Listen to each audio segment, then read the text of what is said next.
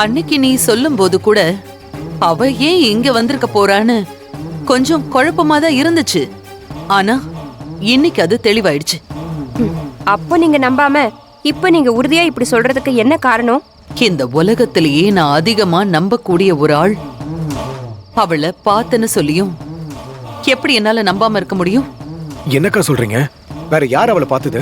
வேற யாரும் இல்ல, விக்ரம் தான் அவளை பார்த்திருக்கான். அவன் யதார்த்தமா கோயிலுக்கு போயிருக்கான்.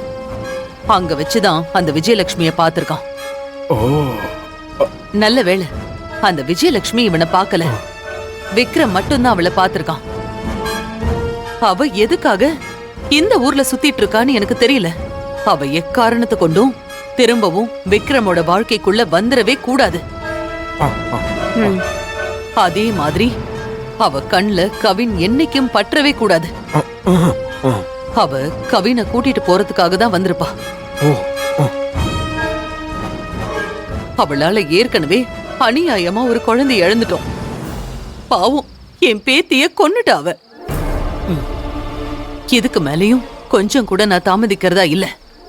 விக்ரம்க்கு உடனடியா எவ்வளவு சீக்கிரம் முடியுமோ அவ்வளவு சீக்கிரம் வேற ஒரு பொண்ணோட கல்யாணத்தை பண்ணி வச்சுதான் ஆகணும். அந்த விஜயலட்சுமி பழசெல்லாம் மறந்துட்டு என் கூட வந்து வாழுங்கன்னு விக்ரம பிரெயின் வாஷ் பண்றதுக்கு கூட வாய்ப்பு இருக்கு. அவ என் புள்ள வாழ்க்கைக்குள்ள எப்பவும் வந்துடவே கூடாது. இந்த வீட்டுக்கு மருமகளா வரதுக்கு 1% கூட அவளுக்கு தகுதி கிடையாது. இந்த விஷயத்த உன்கிட்ட சொல்லணும்னு தான் உன்னை உடனடியா நேர்லயே வர சொன்னேன். அதே மாதிரி விக்ரம் கிட்டயும் சொல்லியிருக்கேன், நீ விஜயலட்சுமிய பார்த்த விஷயத்த யார்கிட்டயும் சொல்லக்கூடாதுன்னு. உங்க 2 பேர்கிட்டயும் நான் அதையே தான் சொல்றேன்.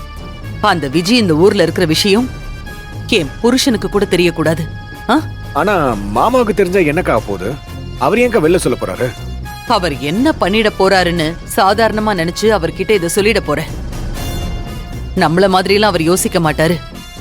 அவரை பொறுத்த வரைக்கும் அந்த விஜய் ரொம்ப நல்ல பொண்ணு. ஏதோ சின்ன சண்டையில தான் அவங்க 2 பேரும் பிரிஞ்சிருக்காங்க. நாம அவங்கள சேர்த்து வச்சிடலாம் வான்னு சொல்லி என்னையே பிரெயின் வாஷ் பண்ண ஆரம்பிச்சிருவாரு.